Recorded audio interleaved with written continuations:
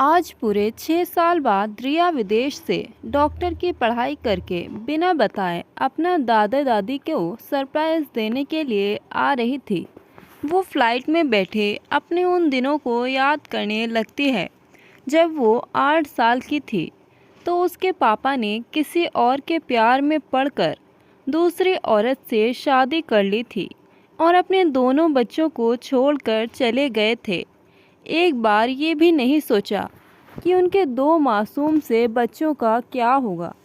पापा के जाने के बाद माँ अकेली अकेली सी रहने लगी। अंदर ही अंदर शायद उन्हें ये दुख खाए जाता। वो बीमार रहने लगी और एक दिन वो भी हमें छोड़कर इस दुनिया से चले गई।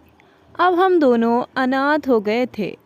तब दादा दादी हमें अपने साथ शहर ले आए थे और हमें माँ बाप का साया दिया था। दादा दादी हम दोनों भाई बहनों को अपनी पलकों पर बैठाकर रखते थे। उन्होंने कभी भी हमें माँ बाप का एहसास ना होने दिया। रिया हमेशा अपने दादी के साथ उनके हाथ से खाना खाया करती थी और दादू उसे अपने कंधों पर बैठाकर स्कूल लेकर जाया करते थे। रिया अपनी आर्थिक स्थिति जानती थी, इसलिए वो स्कूल की पढ़ाई के बाद और नहीं पढ़ना चाहती थी।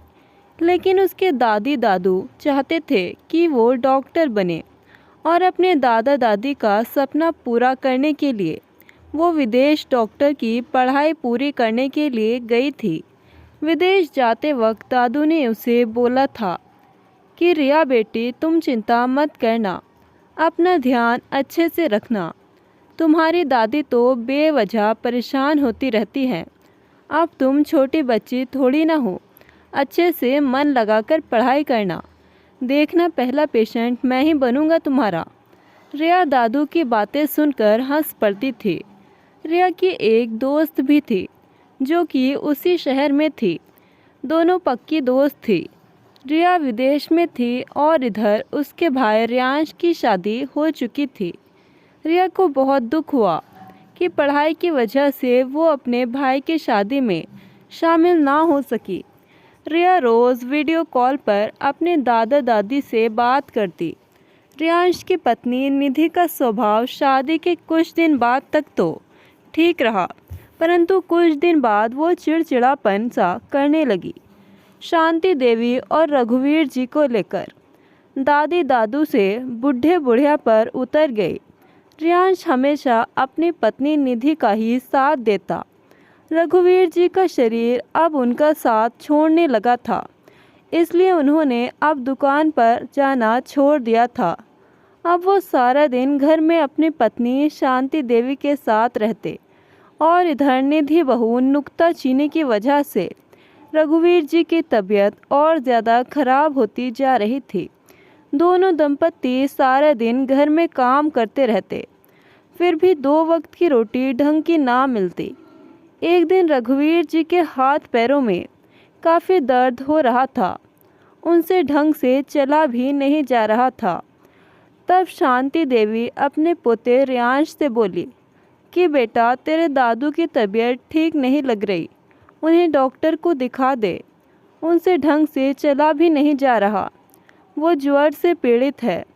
तब रियांश बड़ी बेशर्मी से बोला, ना तो मेरे पास समय है और ना ही आप दोनों पर फालतू खर्च करने के लिए पैसे। खुद जाकर दादू को दिखा दो। अब शांति देवी खुद डॉक्टर के पास अपने पति रघुवीर जी को लेकर गईं। रियांश ने उन्हें पैसे भी नहीं दिए थे, इसलिए उनके पास जो भी थोड़े बहुत पैसे थे उन्हें लेकर वो एक सरकारी अस्पताल में पहुंची। वहां उनके जान पहचान के एक डॉक्टर थे। डॉक्टर ने बताया कि इनका बीपी लो है, खाने पीने का ध्यान रखो और दवाइयाँ समय पर लो, जल्दी आराम मिल जाएगा। दवाइयाँ आपको अस्पताल से ही मिल जाएगी। शांति देवी ने अस्पताल के मेडिकल से ही दवाएं ली और घर के लिए निकल गई। रास्ते में बारिश हो रही थी तो दोनों ऑटो लेकर घर आ गए। जैसे ही दरवाज़ा खुला तब बहू निधि उन पर भड़क पड़ी। कितनी बार कहा है दोनों को, थोड़ा कम खाया करो। फालतू की नौटंकी करते फिरते हैं। अब दोनों दंपत्ति के कपड़े बारिश के पानी से हल्के गीले हो चुके थे। दोनों कपड़े बदलकर थोड़ी देर के लिए आराम करते हैं। तभी बाहर से आवाज़ आती है, अरे अगर आराम हो गया हो तो थोड़ा हाथ चला लो आकर, सारा काम ऐसे ही पड़ा है। तब शांति देवी अपने पति को आराम करने के लिए कहती हैं और खुद जाकर किचन में काम करने लगती है। तभी बहू भी बोलती है, ओहो अकेली आई हो, बुढ़ा कहाँ है, घर का सारा काम ऐसे ही पड़ा है। तब शांति देवी कहती हैं कि बहू तुम्हारे दादाजी की तबीयत आज ठीक नहीं है, मैं ही सारा काम खुद से कर लूँगी। अगर बहू तुम फ्री हो तो मेरा थोड़ा हाथ बटा दो। तब बहू निधि फिर से शुरू हो गई, अच्छा बुढ़िया, ज़्यादा ही ज़ुबान चलने लगी है तेरी। बस फ्री में बैठे बैठे रोटियां तोड़नी आती है तुम्हें। तुम दोनों क्या कहीं के राजा महाराजा हो जो मैं काम करूं और तुम आराम करो। चलो जाओ अपने उस बुढ़े को बुलाकर लाओ और दोनों काम पर लग जाओ चुपचाप से, वरना खाना नहीं दूंगी।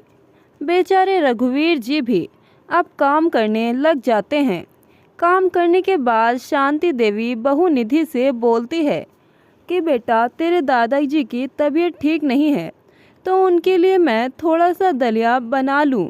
तब बहू निधि तमक कर बोलती है, कोई ज़रूरत नहीं है, आज खाना नहीं बनेगा, मैं और रियांश रेस्टोरेंट जा रहे हैं, फ्रीज में सुबह का खाना रखा है, ठूस लेना दोनों, हर वक्त भुक्कड़ बने फिरते हो। फिर बहू निधि अचार और फ्रिज से चावल लाकर बाहर टेबल पर रख देती है।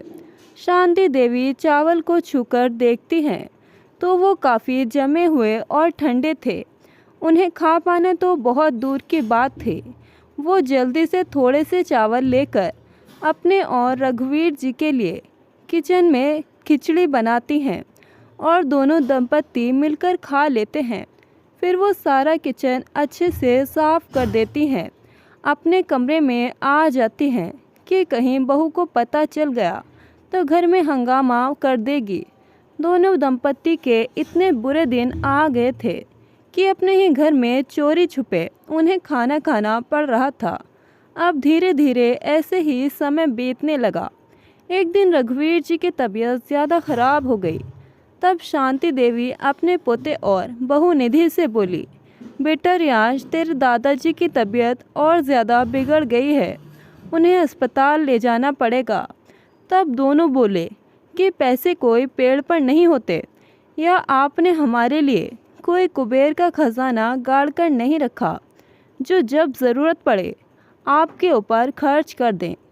फालतू के ये नाटक मत कीजिए, बहुत घरेलू इलाज होते हैं, एक आध कर लीजिए, ठीक हो जाएंगे। कहकर दोनों ने शांति देवी से अपना पल्ला झाड़ लिया। पर शांति देवी अपने पोते रियांश और बहू निधि के आगे गिड़गिड़ाती रही। इस पर दोनों ने मिलकर रघुवीर जी और शांति देवी को घर से बाहर कर दिया। बोले कि अब आप हमारे किसी काम के नहीं हो, इसलिए चुपचाप से घर से चले जाओ। जब देखो भीख मांगते रहते हैं, भीख मांगे कहीं के। अब तुम खुद जानो या तुम्हारी बीमारी जाने, हमें आपसे कोई मतलब नहीं। कहकर बहू निधि ने दरवाज़ा बंद कर दिया। रियांश भी अपनी पत्नी निधि के पीछे हो लिया। शांति देवी रोती गिड़गिड़ाती रहीं कि रियांश बेटा हमारे साथ ऐसा मत करो, हमारा है ही कौन, मैं तुम्हारे बीमार दादा को लेकर कहाँ जाऊंगी। कुछ देर वो ऐसे ही रोती रहीं, परंतु पोते और बहू ने उनकी एक ना सुनी। अब थक हार कर शांति देवी ने अपने पति रघुवीर जी को सरकारी अस्पताल में ले जाकर भर्ती करवाया। सरकारी अस्पताल में भी पैसे लगते ही हैं, तो उनके पास पैसे नहीं थे, इसलिए उन्होंने अपना सुहाग बचाने के लिए अपना मंगलसूत्र और पैरों के छल्ले बेच दिए। हफ्ते भर में ही रघुवीर जी ठीक हो गए। अस्पताल से निकलकर सोचने लगे कि अब ज़िंदगी कैसे चलेगी। उन्होंने पास में ही बनी एक झोपड़ी में अपना बसेरा किया और सोचने लगे कि अब क्या करेंगे। शांति देवी पास के घरों में जाकर काम की खोज में निकल गई कि कहीं कोई काम मिल जाए तो वो अपना भरण पोषण कर पाएंगी। कई घरों में जाने के बाद उन्हें एक घर में काम मिला। अब वो उस घर का झाड़ू पोछा बर्तन करने लगी। शांति देवी को थोड़ा चैन आया कि चलो कोई काम तो मिला। अब 2 रोटी खाने के लिए तो पैसे चाहिए ही। अब दोनों दंपत्ति काम पर जाने लगे। शांति देवी की मदद करने के लिए रघुवीर जी भी उनके साथ चले जाते। इधर रिया की फ्लाइट भारत पहुंच चुकी थी। अब वो टैक्सी लेकर अपने घर के लिए निकल गई थी।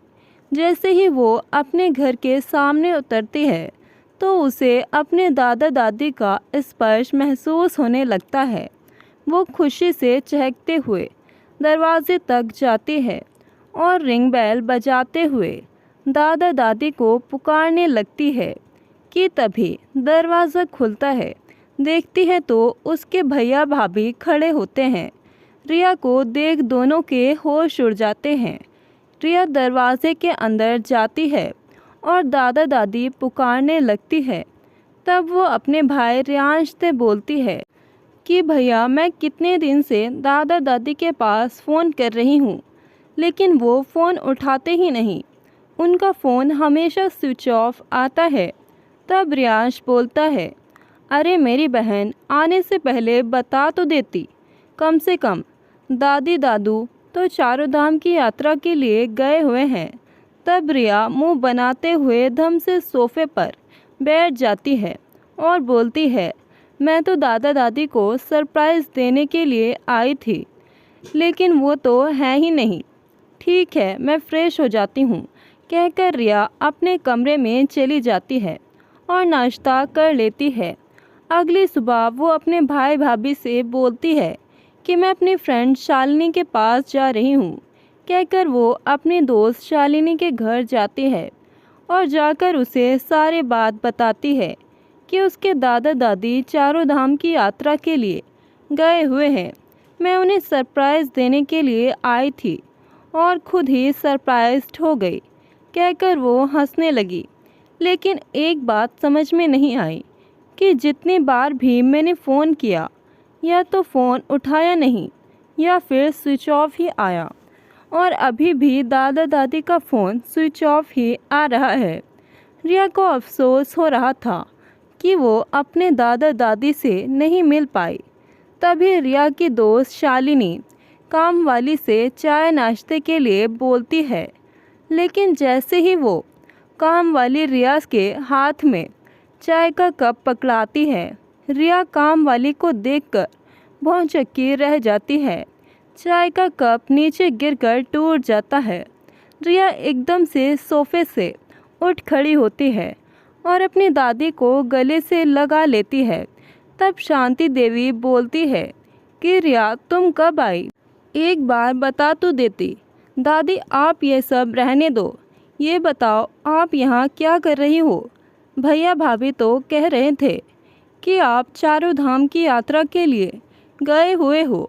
और दादू कहाँ हैं? कितनी बार आप लोगों को फ़ोन किया, लेकिन हर बार फ़ोन स्विच ऑफ आता या फिर कोई उठाता ही नहीं।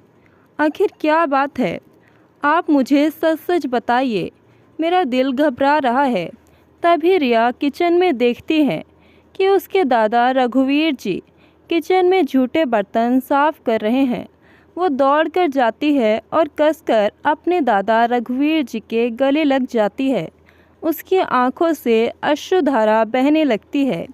रघुवीर जी जैसे आदमी जो आज तक इतनी कठिनाइयों में भी रहकर कभी ज़िंदगी में ना रोए, आज अपनी पोती रिया को देख रोने लगते हैं, जैसे उन्हें जीने की आशा मिल गई हो। रिया अपने दादा दादी को लाकर सोफे पर बैठाती है और उनके पैरों में बैठकर पूछती है कि आपके साथ ये सब किसने किया, इसके ज़िम्मेदार कौन है, बताइए मुझे। दोनों दंपत्ति की हालत भिखारियों से भी बदतर हो चुकी थी। फटे पुराने मैले कपड़ों में शांति देवी और रघुवीर जी रोते हुए सारी बात अपनी पोती रिया को बताते हैं। सारी बात सुन रिया का गुस्सा 7वें आसमान पर चढ़ गया। उसका खून खौल उठा। वो बोली कि दादी, आपके साथ इतना सब कुछ हो गया और आपने एक बार भी मेरे पास फ़ोन नहीं किया। आप पुलिस स्टेशन जाकर रिपोर्ट तो करवा ही सकती थी। भैया भाभी आपके साथ ऐसा बदसलूक करेंगे, ये मैंने कभी सपने में भी नहीं सोचा था। वो घर आपका है और वो बिज़नेस भी आपका ही है। वो आपको आपके ही घर से धक्के मार कर कैसे निकाल सकते हैं? हमारा तो कुछ भी नहीं था, सब कुछ आपका ही था। फिर भैया कैसे भूल गए कि अगर आप दोनों नहीं होते तो हमारा क्या होता? ये उन्होंने एक बार भी नहीं सोचा। आप दोनों मेरे साथ चलो, मैं भैया भाभी को नहीं छोड़ूंगी। तब शांति देवी बोली कि बेटा कोई बात नहीं, अब हमारी ज़िंदगी बची ही कितनी है, हम अपना समय ऐसे ही निकाल देंगे, अब लड़ने से क्या फ़ायदा। तब रिया गुस्से में बोली कि दादी, आपने मुझे डॉक्टर बनाया ही क्यों? और आप दादू नौकरों की तरह काम करो और भिखारी की तरह रहो, मेरे होने का फ़ायदा ही क्या है? चलो मेरे साथ, मैं भी देखती हूँ आपके साथ कौन गलत करता है। जब रिया अपने दादा दादी को लेकर घर के अंदर जाने लगती है, तब निधि गुस्से में भड़कते हुए बोलती है, अरे ननंद रानी, किन भिखारियों को ले आई? मैं कोई भिक्षा नहीं देने वाली, निकालो इन्हें यहाँ से। तभी रिया एक चांटा अपनी भाभी निधि के गाल पर जड़ देती है और बोलती है, गौर से देखो भाभी कि कौन भिखारी है और कौन रानी है। आपकी वजह से इनकी ये हालत हो गई कि आप ही इन्हें नहीं पहचान पा रही। ये सुन निधि की आंखें शर्म से झुक जाती है। तब रिया गुस्से में बोलती है, मेरे दादा दादी की ये हालत कर दी आप लोगों ने। वो अपने भाई रियांश का कॉलर पकड़कर बोलती है कि भाई भाभी का तो समझ आता है, लेकिन आप ये कैसे भूल गए कि जब हमारे सर से माँ बाप का साया उठ गया था, तब दादा दादी ने ही अपना हाथ हमारे सर पर रखा था, अपने घर की छत हमें रहने के लिए दी थी, हमें संभाला था, और आपने जिस थाली में खाया उसी में छेद किया। उनका घर, बिजनेस सब कुछ छीन कर आपने उन्हें सड़क पर छोड़ दिया। शर्म आती है मुझे आपको अपना भाई कहते हुए। जिसने आपको सहारा दिया उसी को आपने बेसहारा कर दिया, जिसने आपको घर दिया उसी को घर से बेघर कर दिया, जिसने आपको रोटी दी उसी के हाथ से आपने रोटी छीन ली। कहते कहते रिया की आंखें गुस्से से लाल हो गई। वो अपनी बहन रिया की बात सुन रियांश की आंखों से आंसू आ जाते हैं। उसे अपने ऊपर आत्मग्लानि महसूस होती है। तब रियांश अपने दादा दादी के पैरों में गिरकर माफ़ी मांगता है। तभी डोर बेल बजती है। देखते हैं तो दरवाजे पर 2 पुलिस ऑफिसर होते हैं। रिया आने से पहले पुलिस स्टेशन जाकर रिपोर्ट कर आई थी। उसके दादा दादी पर मानसिक उत्पीड़न और घरेलू अत्याचार के लिए दोनों पति पत्नी गिड़गिड़ाते रहे, परंतु रिया ने अपने भाई भाभी को माफ़ नहीं किया और उन्हें पुलिस के हवाले कर दिया। तब शांति देवी बोलती है कि बेटा, जो तुमने हमारे साथ किया, ईश्वर ना करे कोई भी बच्चा अपने माँ बाप के साथ ऐसा करे। पाप का घड़ा एक दिन भरता ज़रूर है, क्योंकि जीत हमेशा सच्चाई की होती है। अब रिया को एक अस्पताल में डॉक्टरी अपॉइंटमेंट मिल जाता है। वो अपने दादा दादी के साथ मिलकर खुशी खुशी रहने लगती है। दोस्तों, कहानी आपको कैसी लगी कमेंट करके अपनी राय ज़रूर बताएं। कहानी अच्छी लगे तो वीडियो को लाइक शेयर करें और ऐसे ही कहानियाँ सुनने के लिए हमारे चैनल को सब्सक्राइब करें। धन्यवाद।